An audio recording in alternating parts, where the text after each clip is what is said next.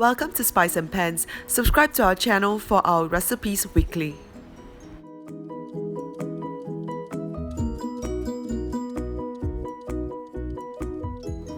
Hi and welcome to Spice and Pans.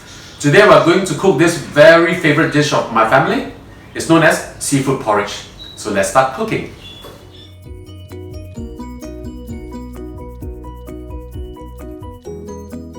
First we need to cook the porridge. There's 9 cups of water into this rice cooker.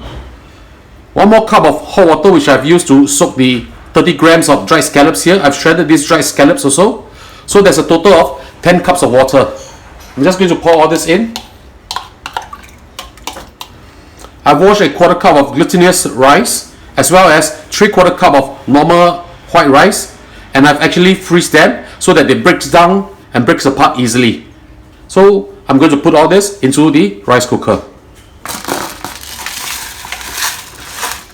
Close the lid, turn on the power.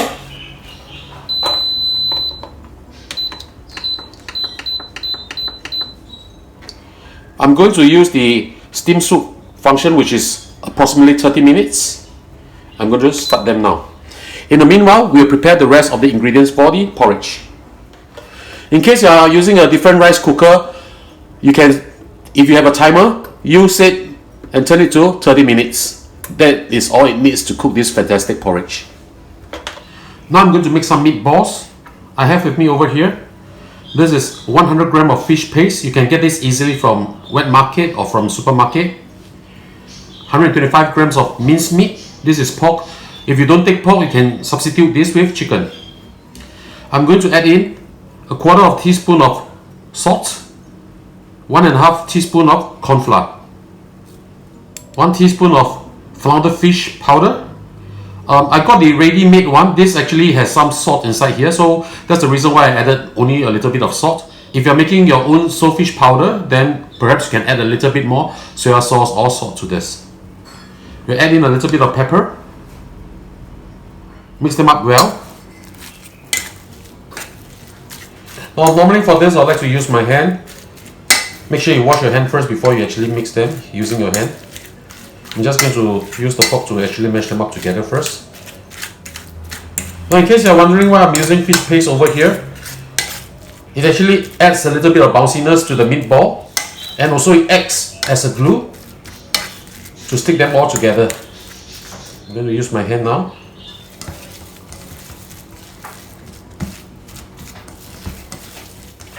If your mixture is a little bit dry like this, feel free to add in 1 tablespoon of water. Add in 1 tablespoon of water. Okay, this will be perfect. Now normally I like to slam this a little bit just to get the air out. Just compress them a little bit more first. Take them out and smash them down like this. So do this for several times and then we'll shape them into small balls to put into the porridge.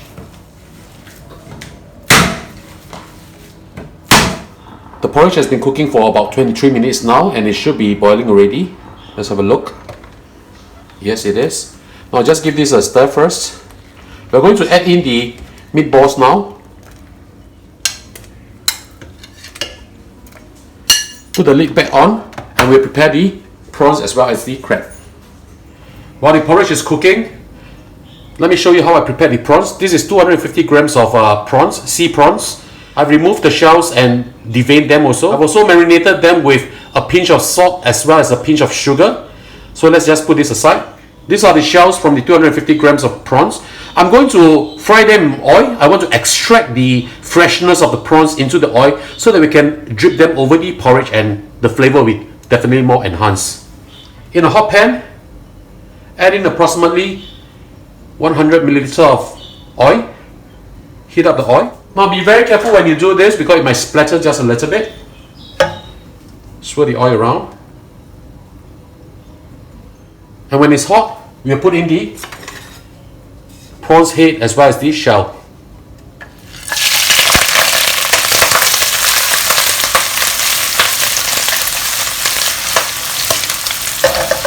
We'll fry this for a while until we see that the oil is actually red in color. This will take several minutes. The flame should be set at medium to low. Prawn heads as well as the shells make a very flavorful stock. So every time you want to cook some prawns and you're not using the shell, please do keep them in your freezer. You can have very nice broth coming out from the prawn heads as well as the shell. Now as you can see, the oil is turning orangey now. I'm just going to fry them for another about 10 to 20 seconds more to get the maximum goodness out. I can press the prawn head down if you want to. Be very careful when you do that. Oh, it smells really good right now. This step is optional, but this will really enhance and bring your porridge to another level. If you don't want to do this step, you want to put everything in, I mean the whole prawns, including the head as well as the shell, into your porridge, by all means do so also. But this is really very different. With this oil in, it actually enhances the flavor to a much different level, a much higher level. Okay, this is done. We'll just put this to cool down, then we'll drain the oil out of the prawn heads. 30 minutes is up. Let's have a look at the porridge. The porridge is cooked already. As you can see, the rice has really opened up, but we want to have the same kind of texture that they serve in the dim sum restaurant, so we're going to boil this for another 30 minutes. Meanwhile, we will clean and cut the crab up. This is approximately 400 to 450 grams. If you want to know how to clean and choose a crab, we have a video on that. Do feel free to go in and have a look. 20 minutes has passed. Let's have a look. Just give it a light stir. As you can see, now the consistency of the porridge has totally changed. Now we put in the crabs as well as the shrimp. I'm putting in the crabs now. You can use mud crab or flower crab, it's up to you. But I think, and I really prefer Sri Lankan crab actually for this dish. Now this is the roe. If you don't want, you don't have to put it in, but it enhances the flavor. So I'm just going to drop this in. And I'm going to put in the marinated prawns too. Right? Just put them all in.